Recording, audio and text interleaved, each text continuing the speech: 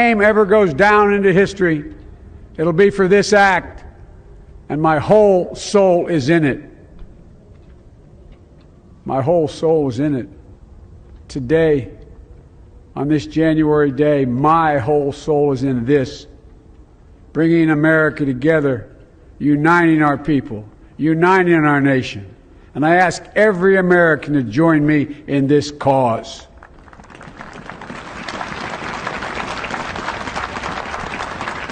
Uniting to fight the foes we face: anger, resentment and hatred, extremism, lawlessness, violence, disease, joblessness, and hopelessness.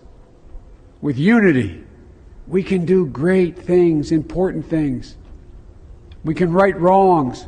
We can put people to work in good jobs. We can teach our children in safe schools. We can overcome the deadly virus. We can reward work and rebuild the middle class and make health care secure for all. We can deliver racial justice, and we can make America once again the leading force for good in the world.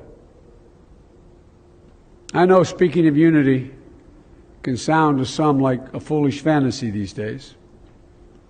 I know the forces that divide us are deep and they are real. But I also know they are not new. Our history has been a constant struggle between the American ideal that we're all are created equal and the harsh, ugly reality that racism, nativism, fear, demonization have long torn us apart. The battle is perennial, and victory is never assured. Through Civil War, the Great Depression, World War, 9/11, through struggle, sacrifice, and setbacks, our better angels have always prevailed. In each of these moments, enough of us have come together to carry all of us forward. And we can do that now. History, faith, and reason show the way of unity. We can see each other not as adversaries, but as neighbors. We can treat each other with dignity and respect. We can join forces, stop the shouting, and lower the temperature. For without unity, there is no peace, only bitterness and fury. No progress, only exhausting outrage. No nation, only a state of chaos. This is our historic moment of crisis and challenge, and unity is the path forward. And we must meet this moment as the United States of America. If we do that, I guarantee you we will not fail. We have never, ever, ever, ever failed in America when we've acted together. And so today, at this time, in this place, let's start afresh, all of us. Let's begin to listen to one another again, hear one another, see one another, show respect to one another. Politics doesn't have to be a raging fire, destroying everything in its path. Every disagreement doesn't have to be a cause for total war. And we must reject the culture in which facts themselves are manipulated and even manufactured.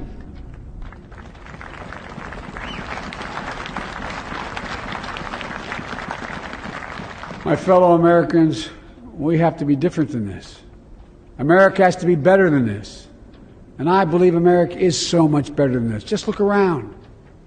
Here we stand in the shadow of the Capitol Dome, as was mentioned earlier, completed amid the Civil War, when the Union itself was literally hanging in the balance. Yet we endured. We prevailed. Here we stand, looking out on the great mall where Dr. King spoke of his dream. Here we stand where 108 years ago, at another inaugural, thousands of protesters tried to block brave women marching for the right to vote.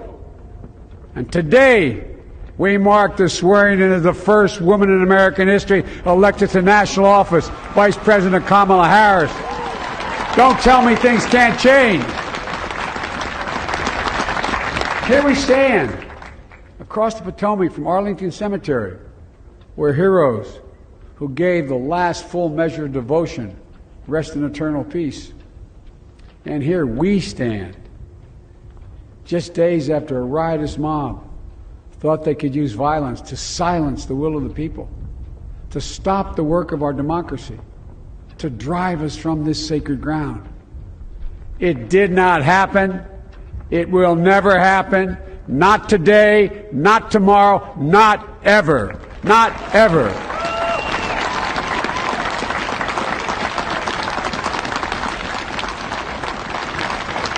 To all those who supported our campaign, I'm humbled by the faith you've placed in us.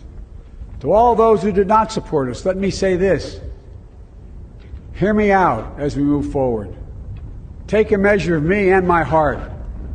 And if you still disagree, so be it. That's democracy. That's America. The right to dissent peaceably within the guardrails of our republic is perhaps this nation's greatest strength. Yet hear me clearly. Disagreement must not lead to disunion. And I pledge this to you. I will be a president for all Americans. All Americans. And I promise you, I will fight as hard for those who did not support me as for those who did.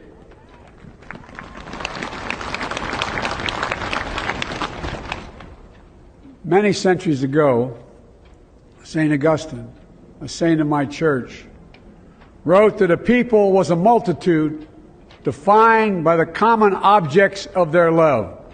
Defined by the common objects of their love. What are the common objects we as Americans love that define us as Americans? I think we know. Opportunity, security, liberty, dignity, respect, honor, and yes, the truth. Recent weeks and months have taught us a painful lesson. There is truth and there are lies. Lies told for power and for profit. And each of us has a duty and a responsibility as citizens, as Americans, and especially as leaders. Leaders who have pledged to honor our Constitution and protect our nation, to defend the truth and defeat the lies. Look, I understand that many of my fellow Americans view the future with fear and trepidation. I understand they worry about their jobs. I understand, like my dad, they lay at bed at night, staring at the ceiling, wondering, can I keep my health care? Can I pay my mortgage? Thinking about their families, about what comes next. I promise you, I get it. But the answer is not to turn inward, to retreat into competing factions, distrusting those who don't look like you, or worship the way you do, or don't get their news from the same sources you do. We must end this uncivil war that pits red against blue, rural versus urban, conservative versus liberal. We can do this if we open our souls instead of hardening our hearts, if we show a little tolerance and humility, and if we're willing to stand in the other person's shoes, as my mom would say, just for a moment, stand in their shoes.